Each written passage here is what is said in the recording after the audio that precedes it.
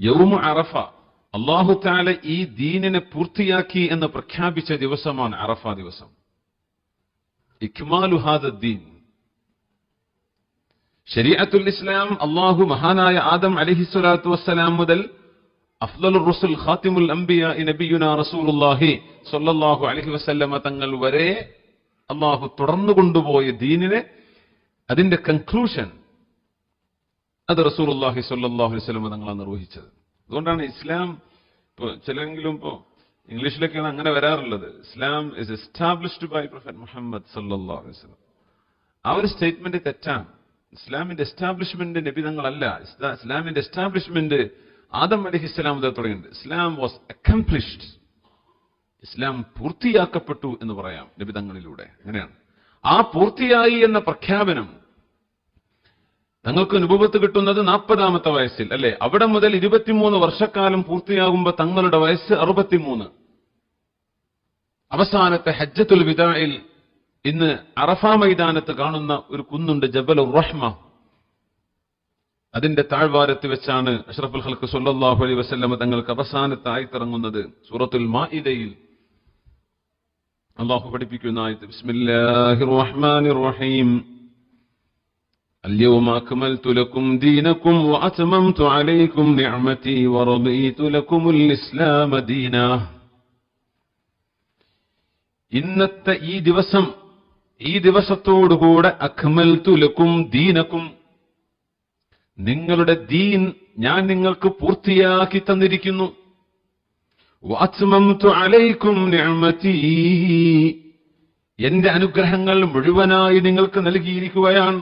വറദീതു ലക്കുമുൽ ഇസ്ലാമ ദീന, ജീവനോടെ ഭൂമിക്ക് മുകളിൽ ജീവിച്ചിരിപ്പുണ്ടെങ്കിൽ നിങ്ങൾക്ക് ജീവിക്കാനുള്ള വഴി ഇസ്ലാമാണെന്ന് നിങ്ങൾക്ക് ഞാൻ തൃപ്തിപ്പെടുകയും ചെയ്തിരിക്കുന്നു എന്ന് അഷ്റഫുൽ ഖൽഖ് സ്വല്ലല്ലാഹു അലൈഹി വസല്ലം പ്രഖ്യാപിക്കുകയാണ്. ഉമർ റളിയല്ലാഹു തആല അൻഹു ബഹുമാനപ്പെട്ടവർ റിപ്പോർട്ട് ചെയ്യപ്പെട്ട ഹദീസുണ്ട്, സ്വഹീഹുൽ ബുഖാരിയിലും സ്വഹീഹ് മുസ്ലിമിലുമുണ്ട്. ഒരു ജൂതനായ മനുഷ്യൻ പറഞ്ഞു ഉമർ റളിയല്ലാഹു അൻഹുവിനോട്, യാ അമീറൽ മുഅ്മിനീൻ, ഉമർ തങ്ങളുടെ ഭരണകാലത്ത് എന്നർത്ഥം, അപ്പോഴാണ് അങ്ങനെ വിളിക്കുള്ളൂ, യാ അമീറൽ മുഅ്മിനീൻ, ആയത്തുൻ ഫീ കിതാബിക്കും തഖറഊനഹ, നിങ്ങളുടെ ഖുർആനിൽ നിങ്ങൾ ഓതുന്ന ഒരു ആയത്തുണ്ടല്ലോ, അത് ഞങ്ങൾ യഹൂദികൾക്കാണ് അവതരിച്ചിരുന്നത് എങ്കിൽ ആ ദിവസം ഞങ്ങൾ ആർഭാടപൂർവ്വം ആഘോഷിച്ചേനെ എന്ന് ജൂതൻ പറഞ്ഞു. ഉമർ തങ്ങൾ ചോദിച്ചു, അത് ഏതാണ്? അപ്പൊ പറഞ്ഞു, അൽയൗമ അക്മൽതു ലക്കും ദീനക്കും, നിങ്ങളുടെ ദീൻ ഞാൻ നിങ്ങൾക്ക് പൂർത്തിയാക്കി തന്നു എന്ന ഒരു ആയത്ത് അവതരിച്ചല്ലോ ഖുർആനിൽ, അത് ഞങ്ങൾക്കാണ് കിട്ടിയിരുന്നെങ്കിൽ അന്ന് ഞങ്ങൾ ആഘോഷമാക്കിയേനെ. ആര് പറഞ്ഞു? ജൂതനായൊരു മനുഷ്യൻ. അപ്പോൾ ഉമർ ഫാറൂഖ് റളിയല്ലാഹു അൻഹു പറഞ്ഞു, അതെ, ആ ആയത്തിറങ്ങിയ ദിവസം എനിക്ക് ഓർമ്മയുണ്ട്.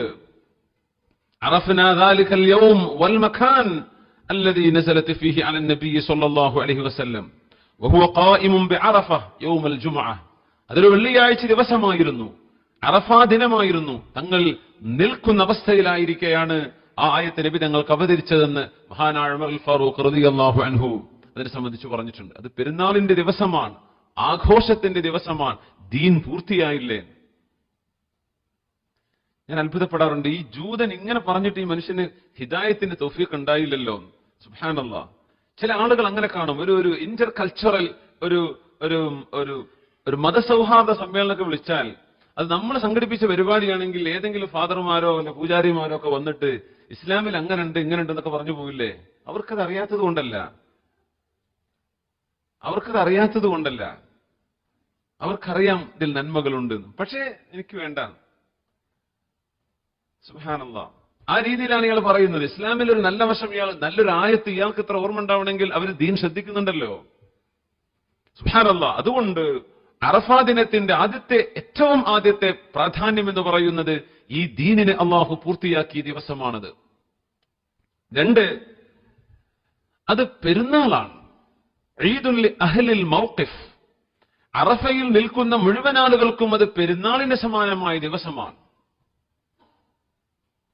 റസൂലുള്ളാഹി സ്വല്ലല്ലാഹു അലൈഹി വസല്ലം പറഞ്ഞുവല്ലോ, യൗമു അറഫ, അറഫാ ദിവസവും, വയൗമുൻ നഹ്രി, അറവിന്റെ ദിവസവും, വഅയ്യാമു തശ്രീഖ്, അതിനെ തുടർന്ന് വരുന്ന 3 അയ്യാമു തശ്രീഖിന്റെ ദിവസങ്ങളും, ഈദുനാ അഹ്ലുൽ ഇസ്ലാം, നാം മുസ്ലിമീങ്ങളുടെ നമ്മുടെ ഈദാൻ പെരുന്നാളാണ്. അപ്പൊ അറഫയും പെരുന്നാളിൽ പെടുത്തിയിട്ടുണ്ട് റസൂലുള്ളാഹി സ്വല്ലല്ലാഹു അലൈഹി വസല്ലം. അത് വഹിയ അയ്യാമു അഖ്ലിൻ വശുർബിൻ, അത് തീറ്റയുടെയും കുടിയുടെയും തിന്നാനും കുടിക്കാനുമുള്ള ദിവസമാണെന്ന് റസൂലുള്ളാഹി സ്വല്ലല്ലാഹു അലൈഹി വസല്ലം പറഞ്ഞ കൂട്ടത്തിൽ പെരുന്നാളിനെ ചേർത്തി പറഞ്ഞപ്പോൾ അറഫയെ സംബന്ധിച്ചും ചേർത്തി പറഞ്ഞു. ഉമർ റളിയല്ലാഹു അൻഹു പറയുന്നുണ്ട്, ഈ ആയത്ത് ഇറങ്ങിയ ദിവസം അന്നൊരു വെള്ളിയാഴ്ചയാണ്. ഇപ്പൊ വെള്ളിയാഴ്ച എന്ന് പറഞ്ഞ അൽ ജുമുഅത്തു ഹജ്ജുൽ ഫുഖറാഇ വൽ മസാകീൻ വഈദുൽ മുഅ്മിനീൻ, അങ്ങനെയല്ലേ പറയാ? അങ്ങനെയാണല്ലോ ഹദീസിൽ. വെള്ളിയാഴ്ച മുഅ്മിനീങ്ങളുടെ പെരുന്നാളുമാണ്. അപ്പൊ അതന്നെ ഒരു പെരുന്നാളാ. പിന്നെ അതിന്റെ പുറമെ ഒരു പെരുന്നാളും, രണ്ട് പെരുന്നാൾ ഞങ്ങൾക്ക് കിട്ടിയ ദിവസമായിരുന്നു അറഫയിൽ ഈ ആയത്തിറങ്ങിയ ദിവസമെന്ന് ഉമർ ഫാറൂഖ് റളിയല്ലാഹു അൻഹു പറഞ്ഞിട്ടുണ്ട്. പിന്നെ അള്ളാഹു സത്യം ചെയ്തു പറഞ്ഞ ഒരു ദിവസമാണ് അറഫാ ദിനം. അള്ളാഹു സത്യം ചെയ്തു പറഞ്ഞ ദിവസമാണ്. അഖ്സം അല്ലാഹ്, അല്ലെ? സൂര്യനെ തന്നെ സത്യം, പ്രഭാതത്തെ തന്നെ സത്യം, പ്രഭയെ തന്നെ സത്യം എന്നൊക്കെ പറഞ്ഞ രീതിയിൽ അള്ളാഹു സൂറത്തുൽ ഫജ്റിൽ ബിസ്മില്ലാഹിർ റഹ്മാനിർ റഹീം വൽ ഫജ്രി വലയാലിൻ അശ്ർ വശഫ്ഇ വൽ വത്ർ വല്ലൈലി ഇദാ യസ്ർ ഹൽ ഫീ ദാലിക ഖസമുൻ ലിദീ ഹിജ്ർ അലം തറ കൈഫ ഫഅല റബ്ബുക ബിആദ് ഇറമ ദാതിൽ ഇമാദ്. സൂറത്തുൽ ഫജ്ർ. വൽ ഫജ്രി, പ്രഭാതത്തെ തന്നെയാണ് സത്യം. വലയാലിൻ അശ്ർ, 10 രാവുകളെ തന്നെയാണ് സത്യം. വശഫ്ഇ വൽ വത്രി, ഇരട്ടയായ ദിവസത്തെ തന്നെ സത്യം. വൽ വത്രി, ഒറ്റയായ ദിവസത്തെ തന്നെയാണ് സത്യം. വല്ലൈലി ഇദാ യസ്ർ, കഴിഞ്ഞു കടക്കുന്ന രാവിനെ തന്നെയാണ് സത്യം. അങ്ങനെ മനോഹരമായ ഖസമുകൾ വന്ന സൂറത്താണ്. എന്താണ് വലയാലിൻ അശ്ർ? ഏതാണ് 10 രാവുകൾ? മഹാനായ ഇമാം ഖുർത്തുബി റളിയല്ലാഹു അൻഹു തഫ്സീറിൽ ഇജ്മാഅാണ് എന്ന് പറഞ്ഞത് അശ്റു ദുൽഹിജ്ജ മാസത്തിലെ ആദ്യത്തെ 10 രാവുകളാണ്. സുബ്ഹാനല്ലാഹ്, നമ്മളിപ്പോ നിലകൊള്ളുന്നത് ഈ ദുൽഹിജ്ജ മാസത്തിലെ ആദ്യത്തെ രാവുകളിലാണ്. അള്ളാഹു നമുക്ക് ഒരുപാട് ഇബാദത്ത് ചെയ്യാൻ തൗഫീഖ് ചെയ്യുമാറാകട്ടെ. അള്ളാഹു സത്യം ചെയ്തു പറഞ്ഞു വലയാലിൻ അശ്ർ. ലയാൽ എന്ന രാത്രിക്കും മഹത്വമുണ്ട്. ലയാൽ എന്ന അറബിയിൽ ഭാഷയിൽ ലയാൽ എന്ന് പറഞ്ഞാൽ പകലെന്ന് അർത്ഥമെടുക്കാറുണ്ട്. അതിന്റെ വാക്കർത്ഥം രാത്രിയാണ്. പക്ഷെ പകലിനും ഉദ്ദേശിച്ചു, ഇവിടെ ഉദ്ദേശിച്ചത് അതിന്റെ പകലിലെ സമയത്തെ പരിഗണിച്ചുകൊണ്ടാണെന്ന് മുഫസ്സിരീങ്ങൾ ഇവിടെ വിശദീകരിച്ചിട്ടുണ്ട്. വശഫ്ഇ വൽ വത്രി, ഇരട്ടയായ ദിവസവും ഒറ്റയായതും. ഏതാണ് ഇരട്ടയായത്? യൗമുൽ ആഷിർ, 10ാമത്തെ ദിവസം പെരുന്നാളിനെ തന്നെയാണ് സത്യം. അള്ളാഹു പറയാ വൽ വത്രി, ഒറ്റയായത് അൽ യൗമുത് താസിഅ, 9ാമത്തെ ദുൽഹിജ്ജ 9, അതാണല്ലോ അറഫയുടെ ദിവസം. സുബ്ഹാനല്ലാഹ്, അള്ളാഹു സത്യം ചെയ്തു പറഞ്ഞ ദിവസങ്ങളാണ് അറഫയും പെരുന്നാൾ ദിവസവും. പിന്നെ എങ്ങനെ പെരുന്നാൾക്ക് ആളുകൾക്ക് തോന്നിയ ദിവസം ചെയ്യാൻ പറ്റുക? അള്ളാഹു സത്യം ചെയ്തു പറഞ്ഞാൽ അതിന്റെ മഹത്വം എത്രയാണ്. വശഫ്ഇ വൽ വത്ർ. ഇബ്നു അബ്ബാസ് റളിയല്ലാഹു അൻഹു പറഞ്ഞിട്ടുണ്ട്, ഈ ആയത്തിന്റെ തഫ്സീർ ഇങ്ങനെയാണ്: അശ്ശഫ്അ, ഇരട്ട എന്ന വാക്കിന്റെ അർത്ഥം യൗമുൽ അദ്ഹ, പെരുന്നാളിന്റെ ദിവസമാണ്. വൽ വത്ർ എന്ന് പറഞ്ഞാൽ യൗമു അറഫ, അത് അറഫ ദിവസവും ആണ്. അത് 9 ഒറ്റയായ നമ്പറാണല്ലോ, ഓഡ് നമ്പർ. 10 ആവുന്നത് ഈവൻ നമ്പർ. ഒറ്റയും ഇരട്ടയും എന്ന് പറഞ്ഞൊരു അർത്ഥം മുഫസ്സിരീങ്ങൾ തന്നെ പറഞ്ഞിരണല്ലോ. മുഫസ്സിരീങ്ങളുടെ നേതാവാണ് സ്വഹാബിയായ ഇബ്നു അബ്ബാസ് റളിയല്ലാഹു അൻഹുമ. അവർ പറഞ്ഞ അർത്ഥം ഇതാണ്: വശഫ്അ എന്ന് പറഞ്ഞാൽ പെരുന്നാൾ, വൽ വത്ർ എന്ന് പറഞ്ഞാൽ അറഫ ദിവസം. അതിന്റെയും പുറമെ 4ാമത്തെ ഒരു മഹത്വം നമ്മൾ മനസ്സിലാക്കുന്നത് അന്ന സിയാമഹു യുകഫിറു സനതൈൻ, 2 വർഷത്തെ പാപങ്ങൾ അള്ളാഹു പുറത്തു തരും എന്ന് പറഞ്ഞ നോമ്പാണ് അറഫയുടെ നോമ്പ്. ബുദ്ധിയുള്ള ഒരു മനുഷ്യനും ഇത് നിഷേധിക്കാൻ പറ്റാത്തൊരു നോമ്പ് അറഫയുടേത്. യുകഫിറു സനതൈൻ, 2 വർഷത്തെ പാപങ്ങൾ അള്ളാഹു പുറത്തു തരുന്നു. സുബ്ഹാനല്ലാഹ്. അനബി ഖതാദത റളിയല്ലാഹു അൻഹു സ്വഹീഹ് മുസ്ലിമിൽ ഇമാം മുസ്ലിം റളിയല്ലാഹു അൻഹു റിപ്പോർട്ട് ചെയ്യുന്ന ഹദീസ്, അന്ന റസൂലുള്ളാഹി സ്വല്ലല്ലാഹു അലൈഹി വസല്ലം സുഇല അൻ സൗമി യൗമി അറഫ, അറഫ ദിവസത്തെ നോമ്പിനെ സംബന്ധിച്ച് തങ്ങളോട് ചോദിക്കപ്പെട്ടപ്പോൾ ഫഖാല, ഹബീബായ റസൂലുള്ളാഹി സ്വല്ലല്ലാഹു അലൈഹി വസല്ലം ഇങ്ങനെ പറഞ്ഞു കൊടുത്തു: യുകഫിറു സനതൽ മാദിയ വസ്സനതൽ ഖാബില, കഴിഞ്ഞുപോയ ഒരു വർഷത്തെയും വരാൻ പോകുന്ന ഒരു വർഷത്തെയും പാപങ്ങൾ അള്ളാഹു പുറത്തു തരും. അപ്പൊ മുഫസ്സിരീങ്ങൾ പറയാൻ, നമുക്കൊന്നൊരു ഓപ്റ്റിമിസം, നമുക്കൊന്ന് ശുഭവിശ്വാസം. എന്താ? ഒരു വരാൻ പോകുന്ന ഒരു വർഷം കിട്ടണമെങ്കിൽ ആദ്യം ആൾ ജീവിച്ചിരിക്കണ്ടേ. ഒരു വർഷം കൂടെ ആയുസ് കിട്ടാൻ കാരണമാണ് അറഫയുടെ നോമ്പെന്ന് ഈ ഹദീസിൽ നിന്ന് മഹാന്മാർ പഠിച്ചെടുത്തിട്ടുണ്ട്. സുബ്ഹാനല്ലാഹ്. നമ്മളൊക്കെ ആകെ ഓടി നടക്കുന്നത് ആയുസിനാണ് അല്ലെ. 1 വർഷത്തേക്ക് ഗ്യാരണ്ടിയാണെന്നാണ് നമ്മുടെ ബാപ്പുട്ടി ഹാജിയുടെ അള്ളാഹു ഇർഹം, അള്ളാഹു അവർക്ക് പുറത്തു കൊടുക്കുമാറാകട്ടെ. ബഹുമാനപ്പെട്ടവരുടെ ഉമ്മ ആചാര്യനെ പറഞ്ഞെന്നായിരുന്നു, ഉമ്മ എല്ലാ വർഷം അറഫ നോമ്പ് നോൽക്കും. പക്ഷെ അവർ വഫാത്തായ ആ വർഷം, അതിന്റെ തലേ വർഷം രോഗം കാരണം നോക്കാൻ പറ്റിയിട്ടില്ലായിരുന്നു. ഒരു അനുഭവം പറയാം. ഇതിന്റെ ഖിലാഫ് സംഭവിച്ചാലും അള്ളാഹു ഒരു കൊല്ലത്തേക്കുള്ള കൂലി ഇയാൾക്ക് തരും പോരെ. അപ്പോ അത്രയും മഹത്വമുള്ള ഒരു ദിവസമാണ് യൗമ അറഫ. കഴിഞ്ഞിട്ടില്ല. തണുപ്പ് കൂടുതലല്ലോ നിങ്ങൾക്ക്? ഇല്ലല്ലോ. പിന്നെ ഹജ്ജിന്റെ ആളുകൾക്ക് മാത്രമാണ് അറഫ നോമ്പ് സുന്നത്തില്ലാത്തത്. ഹജ്ജ് നിർവഹിക്കുന്ന ആളുകൾക്ക് മാത്രം. അറഫയിൽ നിൽക്കുന്ന ആളുകൾക്ക് ഈ നോമ്പ് കറാഹത്താണെന്നാണ്. റസൂലുള്ളാഹി സ്വല്ലല്ലാഹു അലൈഹി വസല്ലമ തങ്ങൾ അന്ന് നോമ്പ് നോറ്റിരുന്നു. തങ്ങൾ ആദ്യത്തെ 9 ദിവസവും തുടർച്ചയായി നോമ്പ് നോറ്റു. അറഫയുടെ അന്നും തങ്ങൾ നോമ്പ് നോറ്റു. അപ്പോ ചില സ്വഹാബികൾ പറഞ്ഞു, നബിയെ കഴിയണില്ലല്ലോ നബിയെ, അറഫയുടെ അന്ന് നോമ്പനുഷ്ഠിച്ചുകൊണ്ട് അവിടെ കഴിഞ്ഞുകൂടാൻ കഴിയണില്ലല്ലോ എന്ന് പറഞ്ഞു. ആ നേരം റസൂലുള്ളാഹി സ്വല്ലല്ലാഹു അലൈഹി വസല്ലം പരസ്യമായി അവർ കാൺകെ തന്നെ ആ സുന്നത്തായി നോമ്പ് തങ്ങൾ മുറിച്ചു എന്ന ഹദീസിലുണ്ട്. അതുകൊണ്ട് ഹാജിമാർ അവർക്ക് നോമ്പ് നോൽക്കുന്നതിന് കുഴപ്പമില്ല. പക്ഷെ നോമ്പ് കൊണ്ട് അറഫയുടെ ദുആവും അറഫയിലെ ആ നൃത്തത്തിനും ക്ഷീണം വരുമെങ്കിൽ അവർ നോൽക്കരുത്. അവർക്ക് നോമ്പ് നോൽക്കാതിരിക്കലാണ് ഉത്തമം. കാരണം അറഫ ജീവിതത്തിൽ ഒരിക്കലേ കിട്ടുള്ളൂ, നോമ്പ് പിന്നെയും ആവാം. അതുകൊണ്ട് അറഫയുടെ അന്ന് തങ്ങൾ നോമ്പ് മുറിച്ചു. പാടില്ല എന്നതുകൊണ്ടല്ല, അതിന്റെ അത് മുറിക്കാവുന്നതാണ് എന്ന് മനസ്സിലാക്കി തരാൻ. പിന്നെ നരകത്തിൽ നിന്ന് അല്ലാഹു തആല ആളുകളെ മോചിപ്പിക്കുമെന്നും അല്ലാഹു പാപങ്ങൾ പുറത്തു തരുമെന്നും അല്ലാഹു തആല അറഫയിൽ ഒരുമിച്ച് കൂടിയ ആളുകളെ നിർത്തിയിട്ട് മലക്കുകളോട് അഭിമാനം പറയുമെന്നും അല്ലാഹു പറഞ്ഞ ദിവസമാണല്ലോ അറഫ ദിവസം. ഇതൊക്കെ വരാൻ പോകുന്ന വരുന്ന ശനിയാഴ്ചയല്ലേ. ആ ഒരു ദിവസത്തിന്റെ മഹത്വമാണ് നമ്മൾ ഈ പറയുന്നത്. സുബ്ഹാനല്ലാഹ്. സ്വഹീഹ് മുസ്ലിം അൻ ആയിഷ റളിയല്ലാഹു അൻഹ അൻ നബി സ്വല്ലല്ലാഹു അലൈഹി വസല്ലം, ഹബീബായ തങ്ങൾ പറഞ്ഞു, മാ മിൻ യൗമിൻ അക്സറു മിൻ അൻ യുഅ്തിഖ അല്ലാഹു ഫീഹി അബ്ദൻ മിനൻ നാരി മിൻ യൗമി അറഫ. അറഫയുടെ ആ ദിവസം അല്ലാഹു നരകത്തിൽ നിന്ന് ആളുകളെ മോചിപ്പിക്കുന്നത് പോലെ വേറെ ഒരു ദിവസവും അല്ലാഹുവിനില്ല എന്ന് റസൂലുള്ളാഹി സ്വല്ലല്ലാഹു അലൈഹി വസല്ലം. വഇന്നഹു ലയദ്നു ثم യുബാഹി ബിഹിമുൽ മലായിക. അല്ലാഹു അവന്റെ പരിശുദ്ധമായ ജലാലയത്ത് കൊണ്ട് അല്ലാഹു അടുത്തേക്ക് വരികയും മലക്കുകളിലേക്ക് നോക്കി അഭിമാനം പറയുകയും ചെയ്യും. മാ അറാദ ഹൗലാ.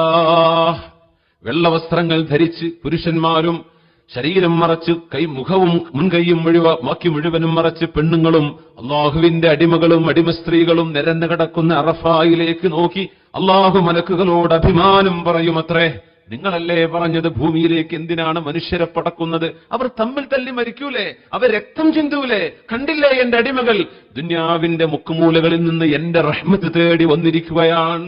അവർക്ക് എന്താ വേണ്ടത്? അള്ളാഹു ചോദിക്കുകയാണ്, പുറത്തു കൊടുക്കുന്നു. വേറെ ഒരു ഹദീസിലുണ്ട്, റസൂലുള്ളാഹി സ്വല്ലല്ലാഹു അലൈഹി വസല്ലം പറയുന്നു, അന്ത്യനാളിൽ അള്ളാഹുവിന് ഇഷ്ടമില്ലാത്ത ചില ആളുകളിൽ ഒരാൾ ഇങ്ങനെയാണ്. എന്താണ് അയാളുടെ പ്രശ്നം എന്നറിയോ? ഒന്നുമല്ല, ഹജ്ജിന് പോയി അറഫയിൽ നിന്നു. അയാൾക്ക് ഇങ്ങനെ തോന്നി, പഠിച്ചോനെ ഞാനിപ്പോ ഒന്നും ചെയ്തിട്ടില്ലല്ലോ, എനിക്കിപ്പോ അള്ളാഹു പുറത്തു തരുമോ? എന്റെ ദോഷങ്ങളൊന്നും അള്ളാഹു പുറത്തു തന്നിട്ടുണ്ടാവില്ല എന്ന് അറഫയിൽ നിന്നുകൊണ്ട് സംശയം പ്രകടിപ്പിച്ച ഒരു മനുഷ്യനെ അള്ളാഹുവിന് ഇഷ്ടമല്ലെന്ന് റസൂലുള്ളാഹി സ്വല്ലല്ലാഹു അലൈഹി വസല്ലം. എന്താ അതിന്റെ അർത്ഥം? അറഫയിൽ നിന്നാൽ അള്ളാഹു തആല പുറത്തു കൊടുക്കുന്നവിടെ ഉറപ്പിക്കണം, സംശയിക്കേണ്ട ആവശ്യമില്ല. അതുകൊണ്ടാണ് തങ്ങൾ അങ്ങനെ പഠിപ്പിക്കാൻ കാരണം. ആ ഹാജിമാരൊക്കെ ദുനിയാവിലെ മുഅ്മിനീങ്ങൾക്ക് വേണ്ടിയൊക്കെ ദ്വാരക്കുമ്പോ, മുസ്ലിമീങ്ങൾക്ക് വേണ്ടി ദ്വാരക്കുമ്പോ അതിലൊക്കെ നമ്മളെ അള്ളാഹു പൊടുത്തി തരുമാറാകട്ടെ. അങ്ങനെയൊക്കെയുള്ള ദുആ കൊണ്ടായിരിക്കാം നമ്മളൊക്കെ രക്ഷപ്പെട്ടു പോകുന്നത്. അല്ലെങ്കിൽ ദീനിന്റെ ഇൽമിന്റെ മജ്ലിസിലേക്കെങ്കിലും എത്താനൊരു തൗഫീഖ് കിട്ടിയത് ആരൊക്കെയോ ആളുകളുടെ ദുആഇന്റെ ഫലമായിരിക്കും എന്ന് നമ്മൾ കാണണം. അല്ലാഹു തആല മലക്കുകളോട് അഭിമാനം പറയുന്നു. ഈ നോമ്പ് അറഫയുടെ ദിവസത്ത്, അറഫ ദിനത്തിൽ, അന്നത്തെ പകലിൽ ലോകത്തുള്ള മുഴുവൻ ആളുകൾക്കും നോമ്പ് സുന്നത്താണ്. എല്ലാ മുസ്ലിമീങ്ങളും സുന്നത്തായിട്ട് നോമ്പ് അനുഷ്ഠിക്കണം. സുന്നത്ത് മുഅക്കദായ സുന്നത്താണെന്നാണ്. ഒരു കൊല്ലത്തെ വരാൻ പോകുന്ന ഒരു വർഷത്തെയും കഴിഞ്ഞു പോയ ഒരു വർഷത്തെയും പാപങ്ങൾ പൊറുപ്പിക്കുന്ന നോമ്പാണതെന്ന് മഹാനായ ഖതാദ റളിയല്ലാഹു അൻഹുവിന്റെ ഹദീസ് സ്വഹീഹുൽ മുസ്ലിം ഉദ്ധരിച്ച ആ ഹദീസിന്റെ അടിസ്ഥാനത്തിലാണ് മഹാന്മാരായ പണ്ഡിതന്മാർ ഇത് മുഅക്കദാണ് എന്ന് പറഞ്ഞ് മഹാനായ ഇമാം നവവി റളിയല്ലാഹു അൻഹു മജ്മൂഇൽ ഈ സംഭവം ഉദ്ധരിച്ചിട്ടുണ്ട്. അമ്മാ ഹുക്മുൽ മസ്അല ഫഖാല അശ്ശാഫിഈ വൽ അസ്ഹാബ് യുസ്തഹബ്ബു സൗമു യൗമി അറഫ ലിഗൈരി മൻ ഹുവ ബിഅറഫ.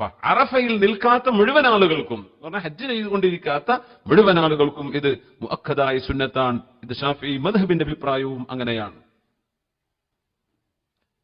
പിന്നെ നോമ്പില്ല എന്ന് ആരെങ്കിലും പറഞ്ഞാൽ അത് ഭയങ്കര ഗൗരവമാണ്. കാരണം സ്വഹീഹായ ഒരുപാട് ഹദീസുകളിൽ വന്ന ഒരു സംഭവമാണിത്.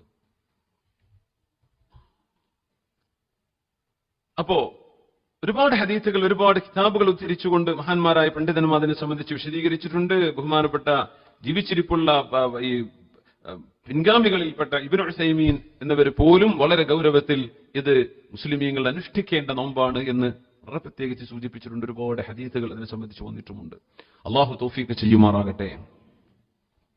പിന്നെ ഒരു കാര്യം ഒരു സഹോദരി ചോദിച്ചിരുന്നു, 70,000 തവണ ലാ ഇലാഹ ഇല്ലല്ലാഹ് എന്ന ദിക്ർ ചൊല്ലുന്നതിന്റെ മഹത്വം എന്താണെന്ന് കഴിഞ്ഞ ക്ലാസ്സിൽ ഒരു എഴുത്തിൽ ചോദിച്ചിരുന്നു.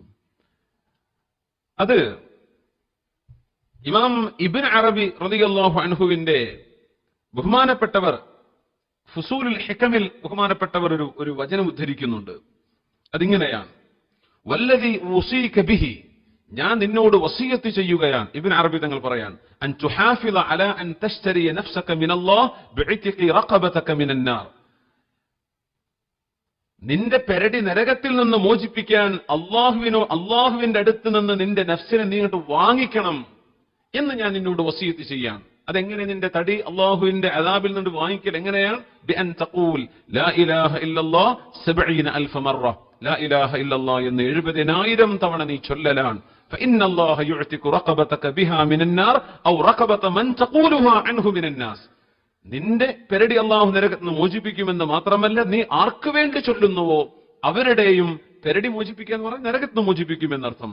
വവറദ ഫീ ദാലിക ഖബറുൻ നബവിയ്യുൻ, ഇതിൽ നബി തങ്ങളിൽ നിന്ന് ഹദീസും വന്നിട്ടുണ്ട് എന്ന് മഹാനായ ഇബ്നു അറബി റളിയല്ലാഹു അൻഹു ഫുസൂലുൽ ഹികമിൽ രേഖപ്പെടുത്തിയതിന്റെ അടിസ്ഥാനത്തിലാണ് ലോക മുസ്ലിമീങ്ങൾ അഹ്ലു സുന്നത്ത് വൽ ജമാഅത്തിന്റെ അഹ്ലുകാർ മുഴുവനും അങ്ങനെ ഒരു പതിവ്, അല്ലെങ്കിൽ മരിച്ചുപോയ ആളുകൾക്ക് വേണ്ടിയൊക്കെ 70,000 വീതം ദിക്റുകൾ ചൊല്ലുന്നത് അതിന്റെ പേരിലാണ്.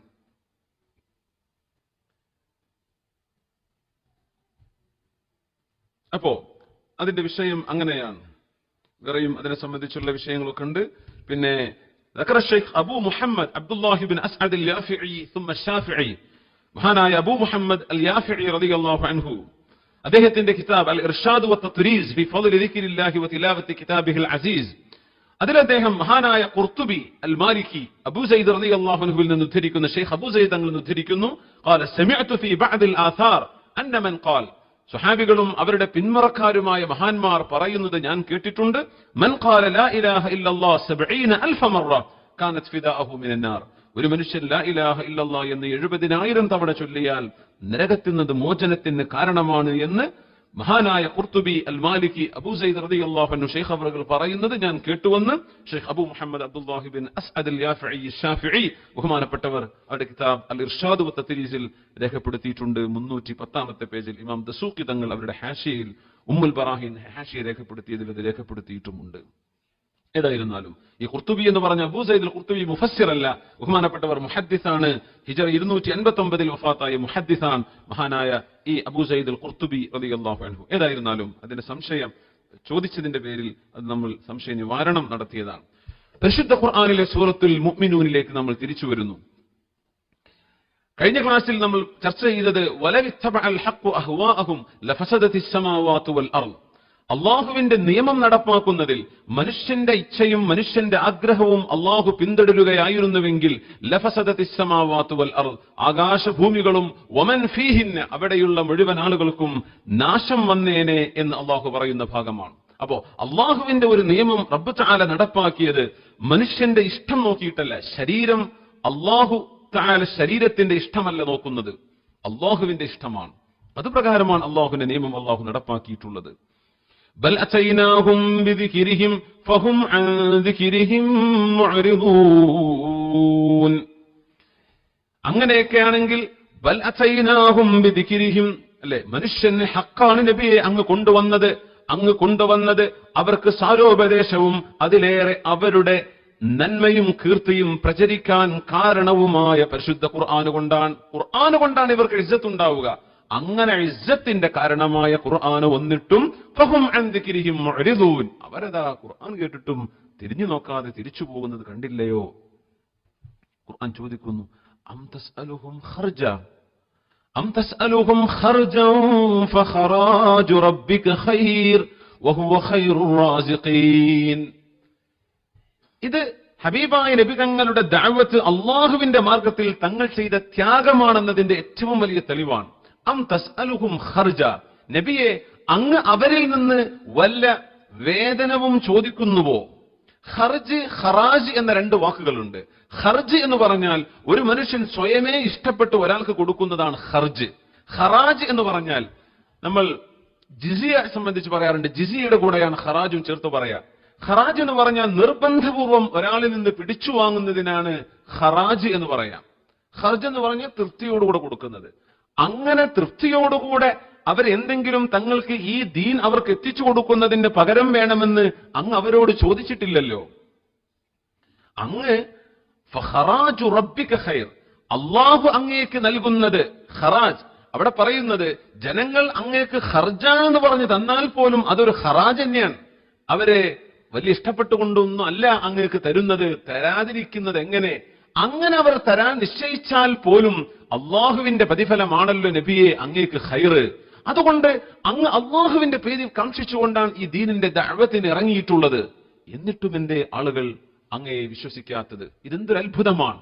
അങ്ങ് അവരിൽ നിന്ന് ഒരു പ്രതിഫലവും ചോദിക്കുന്നില്ലല്ലോ. അങ്ങേക്ക് പ്രതിഫലം അള്ളാഹു നൽകും. എന്നിട്ടെന്തേ ജനങ്ങൾ ഈ ദീനിൽ നിന്ന് എന്തുകൊണ്ടാണ് അകന്ന് മാറി നിൽക്കുന്നത്? വിശുദ്ധ ഖുർആൻ ചോദിക്കുകയാണ്, ഫഖറാജു റബ്ബിക ഖൈർ വഹുവ ഖൈറുർ റാസിഖീൻ. അല്ലാഹുവാണല്ലോ റാസിഖീങ്ങളിൽ ഏറ്റവും ഖൈറായവൻ, അല്ലാഹുവാണല്ലോ. അപ്പൊ നമ്മൾ ചിന്തിച്ചു പോവാണ്, അല്ലാഹുവാണ് റാസിഖ് എന്ന് പറഞ്ഞ സസ്റ്റനൻസ്, നമുക്ക് ജീവിക്കാൻ ആവശ്യമായ സാധനങ്ങൾ തരുന്നവനാണല്ലോ റാസിഖായ അല്ലാഹു. അല്ലാഹു റാസിഖീങ്ങളിൽ ഖൈറാണ്. അങ്ങനെ വരുമ്പോ അല്ലാഹു അല്ലാത്ത റാസിഖീങ്ങൾ ഉണ്ടോ? അവരിൽ ഖൈറാന്ന് പറയുമ്പോ വേറെയും ചില ആളുകൾ ഉണ്ടോ എന്ന് തോന്നിപ്പോകുമോ? ഇല്ല. അതിനെ സംബന്ധിച്ച് മഹാന്മാരായ മുഫസ്സിരീങ്ങൾ വ്യക്തമായി പറഞ്ഞിട്ടുണ്ട്. തരുന്നവരുണ്ടോ എന്ന് ചോദിച്ചാലുണ്ട്. പക്ഷെ അള്ളാഹു തരുന്ന പോലെ തരുന്നവരുണ്ടോ? ഇല്ല. അത് അള്ളാഹു മാത്രമേ ഉള്ളൂ. നിങ്ങൾക്ക് വേതനം തരുന്നത്, നമുക്ക് ഭക്ഷണം കിട്ടുന്നത്, അതിനൊക്കെ ഒരുപാട് മീഡിയംസ്, ഒരുപാട് വഴികൾ ഉണ്ടാകും. ഒരു സൂപ്പർ മാർക്കറ്റിൽ നിന്ന് ഒരു സാധനം വാങ്ങിക്കുക എന്ന് പറഞ്ഞാൽ അത് നമ്മുടെ കയ്യിൽ എത്തണമെങ്കിൽ എത്രയായിരം കൈകൾ അതിന്റെ പിന്നിൽ പ്രവർത്തിക്കുന്നു. അപ്പൊ ആ കടക്കാരൻ നമുക്ക് തന്നു, ശരി, അയാളൊരു റാസിഖാണ് അവിടെ. അല്ലെങ്കിൽ വാപ്പ മക്കൾക്ക് ഭക്ഷണം കൊടുത്തു, വാപ്പ അവിടെ ഒരു റാസിഖാണ്. പക്ഷെ അല്ലാഹു തആല റാസിഖാണെന്ന് പറയുന്നത് എങ്ങനെയാണ്?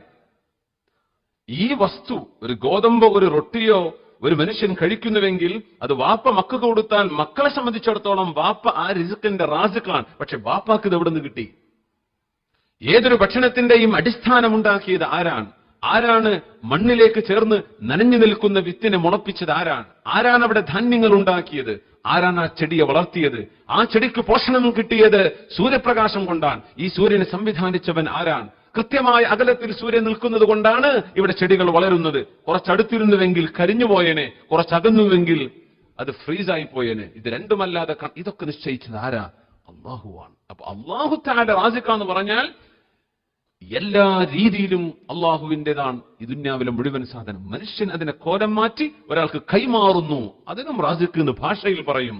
അതുകൊണ്ട് അള്ളാഹ് പറയുന്നത് തരുന്നവരിൽ ഖൈർ അള്ളാഹു അല്ലയോ?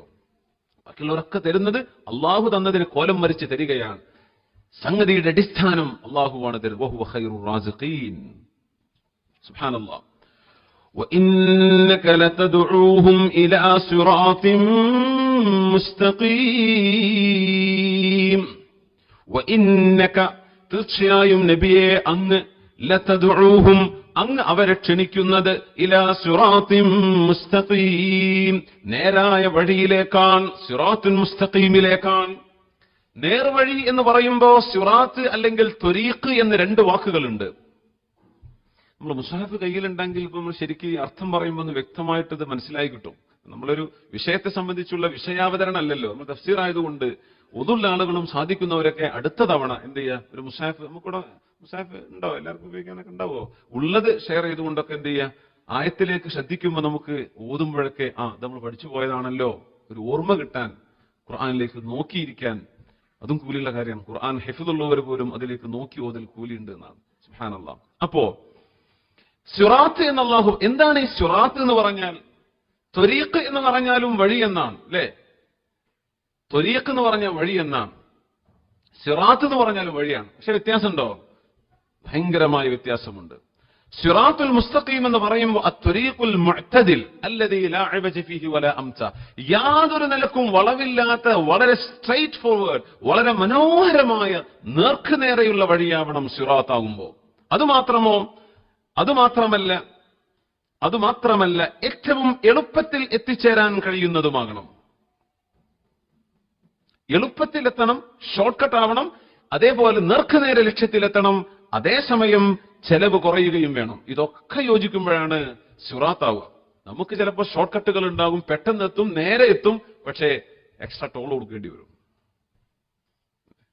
അപ്പോ ദുനിയാവിലെ നേർവഴികളൊക്കെ അങ്ങനെയാണ്. ഷോർട്ട് കട്ട് ആണെങ്കിൽ പിന്നെ എക്സ്ട്രാ കുറച്ച് പേ ചെയ്തിട്ടേ പോകാൻ പറ്റുള്ളൂ.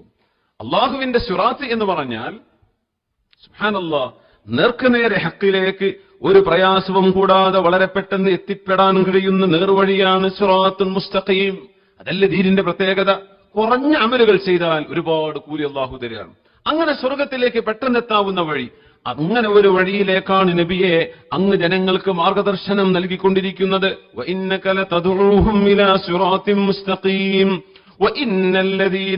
വഇന്നല്ലദീന ലാ യുഅ്മിനൂന ബിൽ ആഖിറതി അനിസ് സിറാത്തി ലനാകിബൂൻ. വഇന്നല്ലദീന ലാ യുഅ്മിനൂന ബിൽ ആഖിറഹ്, പരലോകമുണ്ട് എന്ന വിശ്വാസമില്ലാത്തവർ അനിസ് സിറാത്തി, നേർവഴിയിൽ നിന്ന് ലനാകിബൂൻ, അകന്നുപോയിക്കൊണ്ടിരിക്കുകയാണ്. ആരാണ് ഇസ്ലാമിലേക്ക് വരാൻ താല്പര്യപ്പെടാത്തവർ? ആരാണ്? നമുക്കൊക്കെ അറിയാലോ, ഇസ്ലാം എന്ന മെസ്സേജ് ഇന്ന് ലോകത്ത് എല്ലായിടത്തും, ഇന്റർനെറ്റ് ഉള്ള ഏതൊരാൾക്കും ദീനുൽ ഇസ്ലാം എന്താണ്. എത്രയോ വീഡിയോ ക്ലിപ്സുകളൊക്കെ കാണുന്നില്ല യൂട്യൂബിലെല്ലാം. എത്രയോ പുതുമുസ്ലിമീങ്ങളൊക്കെ ദീനെ സംബന്ധിച്ച് സംസാരിച്ചു കൊണ്ടിരിക്കുകയാണ്. അമേരിക്കക്കാരും ബ്രിട്ടീഷുകാരും ഒക്കെയായി എത്രയോ ബുദ്ധിജീവികളും അല്ലാത്തവരും ദീനിലേക്ക് വന്നുകൊണ്ടേയിരിക്കുകയാണ്. എന്നിട്ടും എന്തേ ഇസ്ലാമിലേക്ക് വരാൻ ചില ആളുകൾക്ക് തോന്നാത്തത്? അതിന്റെ കാരണം പരലോകത്തെ സംബന്ധിച്ചുള്ള വിശ്വാസം ഇല്ലാത്തത് കൊണ്ടാണ്. സുബ്ഹാനല്ലാഹ്, ഏതൊരു മനുഷ്യനെയും ദീനിലേക്ക് നമ്മൾ ക്ഷണിക്കുന്നുണ്ടെങ്കിൽ ആദ്യം ചെയ്യേണ്ടത് ആ മനുഷ്യനെ ആഖിറം പറഞ്ഞ് ബോധിപ്പിക്കുകയാണ്. മരിച്ചിട്ട് നിന്റെ ജീവിതത്തിന്റെ അവസ്ഥ എന്താണ്? അത് ചിന്തിച്ചാൽ ഏതൊരു മനുഷ്യനും ഉണരും. എന്താ പടച്ചവനെ, കുറെ കാലം ഞാൻ ഇങ്ങനെ ജീവിച്ചു, കുറെ കാലം ഇവിടെ ഓടി നടന്നു, എന്നിട്ട് എല്ലാം ഇവിടെ തീർന്നോ? മരിച്ചു മയ്യത്തായി പോകുമ്പോഴേക്കും എന്ത് സംഭവിക്കുന്നു മയ്യത്തിന്? ഈ ചോദ്യം ദീനുൽ ഇസ്ലാമിന് മാത്രമേ ഉത്തരം കൊടുക്കാൻ പറ്റുള്ളൂ. ആഖിറത്തിൽ വിശ്വാസമില്ലാത്തവർ സിറാത്തിൽ നിന്ന്, നേർവഴിയിൽ നിന്ന് അകന്നുകൊണ്ടിരിക്കുകയാണ്. ലനാകിബൂൻ, നേർവഴിയിൽ നിന്ന് അകന്നുകൊണ്ടിരിക്കുന്നത് ആഖിറത്തിൽ വിശ്വാസമില്ലാത്തവരാണ്. അല്ലാഹു സുബ്ഹാനഹു വ തആല ഈമാനും അഖീദയും നമുക്ക് ഉറപ്പിച്ചു നൽകുമാറാകട്ടെ. ഇന്നദ്ദാറൽ ആഖിറ ലഹിയൽ ഹയവാൻ ലൗ ഖാനൂ യഅലമൂൻ. ആഖിറമാണല്ലോ ലഹിയൽ ഹയവാൻ.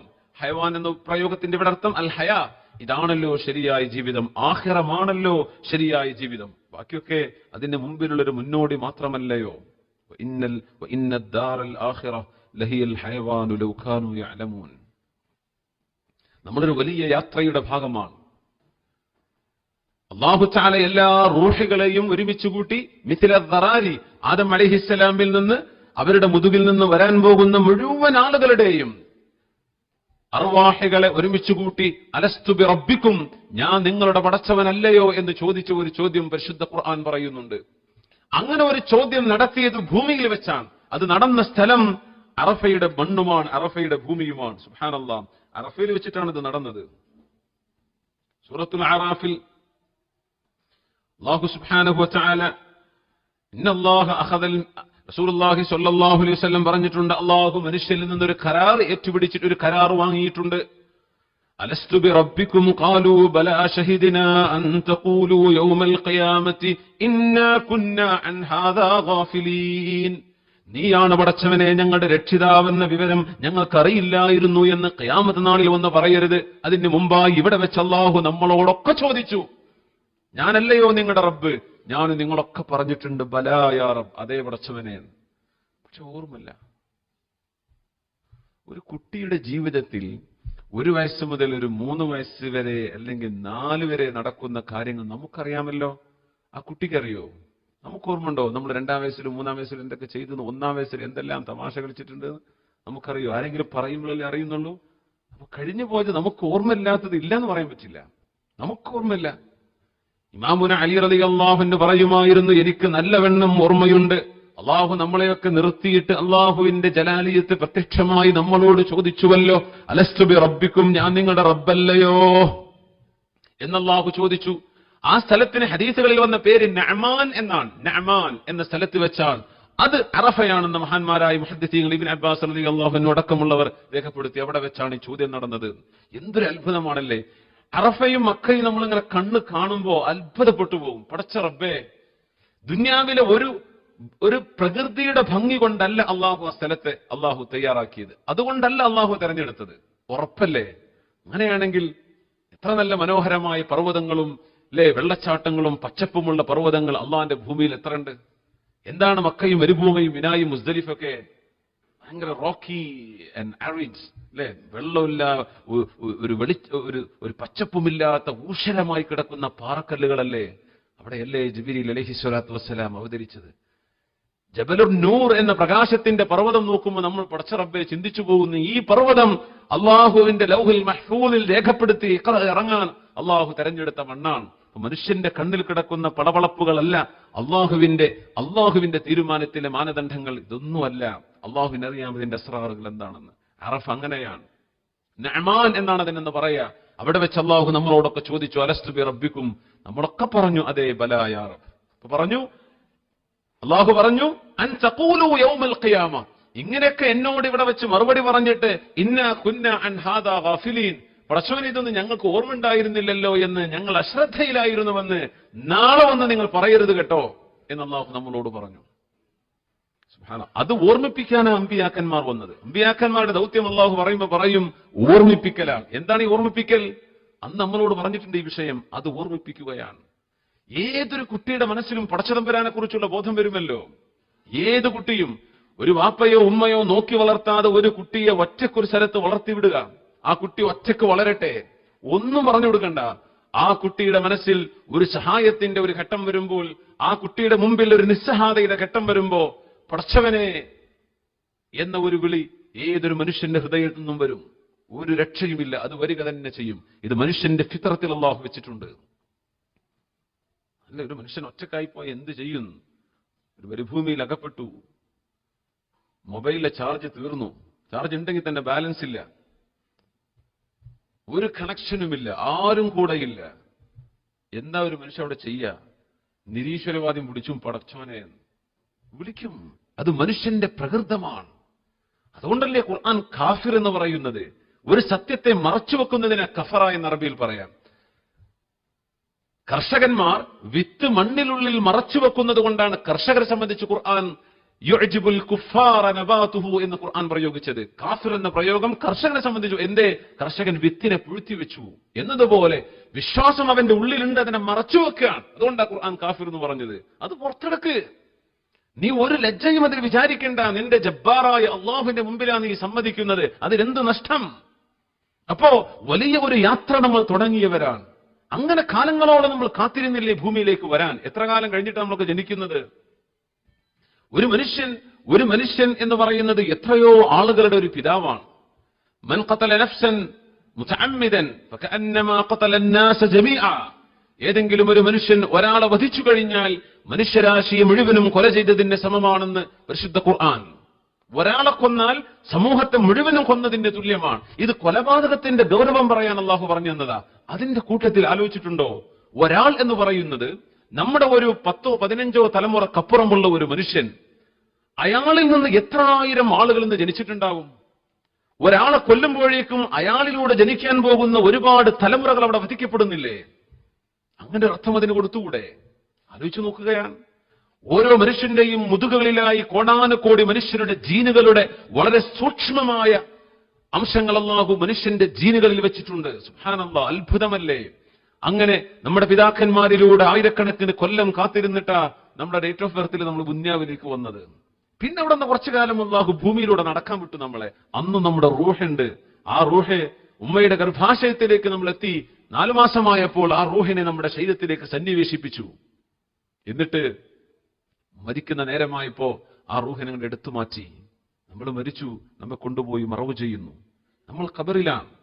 അങ്ങനെ ഖിയാമത്ത് നാൾ ആകുന്നത് വരെ ഖബറിൽ കാത്തിരിക്കണം. സൂറന്ന കാഹളത്തിൽ ഇസ്രാഫീൽ അലൈഹിസ്സലാം അള്ളാഹു ഊതാൻ പറയുന്ന നേരം വരെ ഖബറിൽ നമ്മൾ വെയിറ്റ് ചെയ്യാണ്. അമ്പിയാക്കന്മാർ മുഴുവനും കാത്തിരിക്കുകയാണ്. മരണപ്പെട്ടുപോയ മുഴുവൻ ആളുകളും ഖബറിൽ വെയിറ്റ് ചെയ്യുകയാണ്.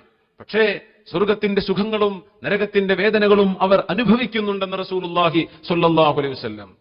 അങ്ങനെ എത്ര കാലം കഴിഞ്ഞിട്ടാണ് ദുനിയാവിന്റെ അവസാനം എന്ന ഖിയാമത്തുസ്സാഅ എന്നാണെന്ന് ആർക്കറിയാം. അത്രയും കാലം നമ്മുടെ റൂഹുമായുള്ളൊരു കണക്ഷൻ നമ്മുടെ ശരീരത്തിലേക്ക് ഉണ്ടായിക്കൊണ്ടാണ് ഖബറിൽ ഒരു മനുഷ്യൻ കഴിയുന്നത്. അങ്ങനെ കുറെ കാലം കഴിഞ്ഞിട്ടാണ് രണ്ടാമത്തെ ഊത്തിൽ, ഒന്നാമത്തെ ഊത്തിൽ എല്ലാവരും മരണപ്പെട്ട് രണ്ടാമത്തെ ഊത്തിൽ അൽ ബഅ്സ് വൻ നുശൂർ, ദി ഡേ ഓഫ് റിസറക്ഷൻ, അല്ലാഹു പുനരുദ്ധാരണം നൽകുകയാണ്. അപ്പോഴാണ് എഴുന്നേൽക്കുന്നത്. കണ്ണു തിരുമ്പി എഴുന്നേറ്റ് വരുമെന്ന് എത്ര മനോഹരമാണ് ഹദീസിൽ. സുബ്ഹാനല്ലാഹ്.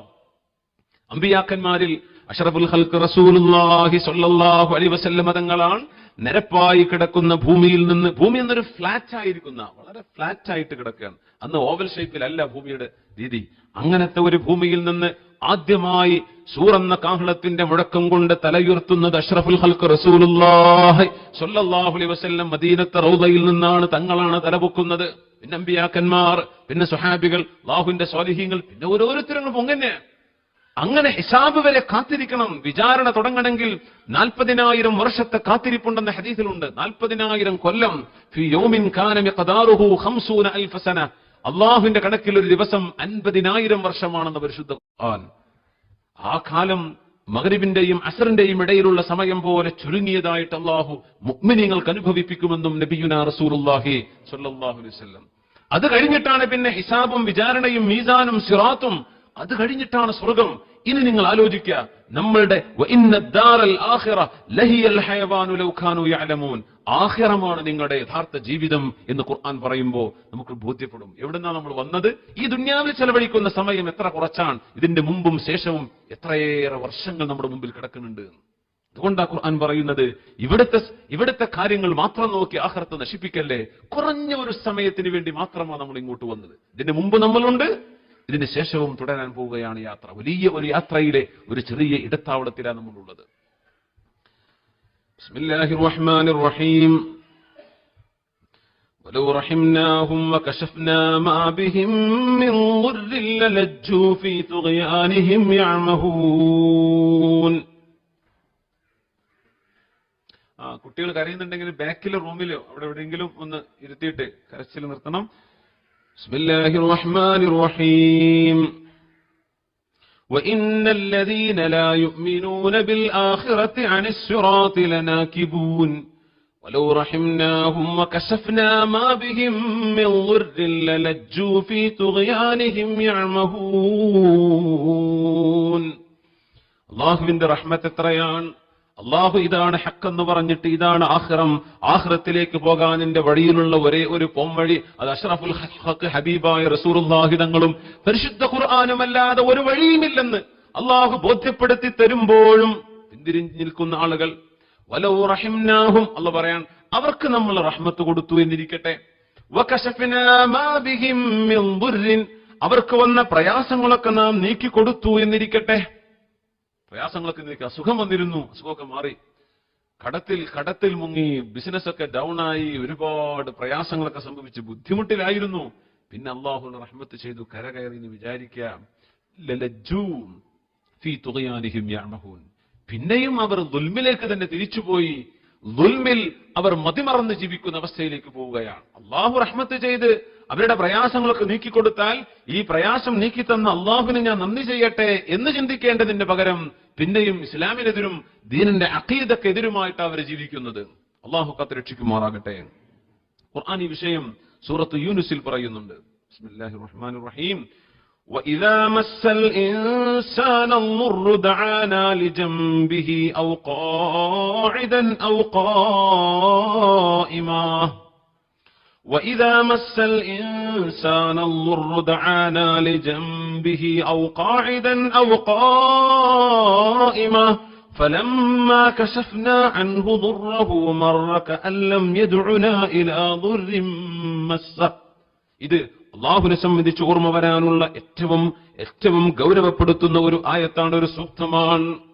അള്ളാഹുവിന്റെ റഹ്മത്ത് ഒരു സെക്കൻഡ് നേരം അള്ളാഹു പിടിച്ചു വെച്ചാൽ മനുഷ്യന് എന്തു ചെയ്യാൻ കഴിയും? നമ്മൾ കാണുന്ന ഈ കണ്ണ് അള്ളാഹുവിന്റെ എത്ര വലിയ അത്ഭുതങ്ങളിൽ അത്ഭുതമാണ്. മനുഷ്യനെന്ന് കണ്ടെത്തിയ എത്രയും വലിയ ക്യാമറകളുണ്ടോ അതിനെ കവച്ചു വെക്കുന്ന ലെൻസുകൾ അള്ളാഹു നമ്മുടെ കണ്ണിന് കൊടുത്തിട്ടുള്ളത്. ബയോളജി പഠിക്കുന്ന വിദ്യാർത്ഥികൾ ഇത് ശരിക്കും മനസ്സിലാക്കണം. അള്ളാഹുവിന്റെ ഖുദ്റത്ത് എത്രയാണ്.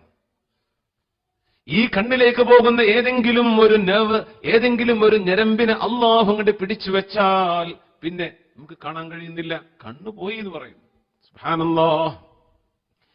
മനുഷ്യൻ ഉരുവിടുന്ന വാക്കുകളും ഈ പ്രപഞ്ചത്തിലെ പക്ഷികളുടെ കളകൂജനങ്ങളും ഇവിടുത്തെ മനോഹരമായ ശബ്ദങ്ങളും ഒക്കെ അനുഭവിക്കുമ്പോഴല്ലേ നമ്മുടെ ജീവിതം പൂർണ്ണമാകുന്നത്. നമ്മുടെ ചെവിയുടെ കോക്ലിയായിക്കുള്ളിലെ ഏതെങ്കിലും ഒരു കോശസമൂഹത്തിന്റെ തകരാറ് പറ്റിയാൽ പിന്നെ നമുക്ക് കേൾക്കാൻ കഴിയുന്നില്ല.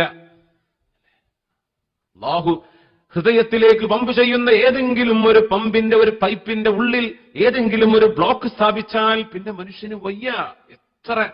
എത്രയധികം ധിക്കാരത്തോടുകൂടെ ജീവിക്കുന്ന മനുഷ്യനും താനേ അങ്ങോട്ട് ഇറങ്ങി വരും. ഹാർട്ടിന് ബ്ലോക്ക് ഉണ്ട്, അറ്റാക്കാണെന്ന് പറഞ്ഞാൽ എത്ര താഴ്മയില്ലാത്ത മനുഷ്യനും താഴ്മയിലേക്ക് വരും. ഇത് പടച്ചു തമ്പുരാൻ അറിയാം. അതുകൊണ്ടാണ് അള്ളാഹു പറയുന്നത്, പരിശുദ്ധ ഖുർആൻ സൂറത്ത് യൂനുസിൽ പറയുന്നത്, ഇത് മുഅ്മിനീങ്ങൾക്കും ബാധകമാണ്. ഒരു മനുഷ്യന് ഒരു പ്രയാസം വന്നാൽ കടന്നുകൊണ്ടവൻ ദുആ ചെയ്യുന്നുണ്ട്. എഴുന്നേൽക്കാൻ പറ്റാത്ത രോഗി കിടപ്പറയിൽ കിടന്ന് അല്ലാഹുവിനോട് ദുആ ചെയ്യുന്നുണ്ട്.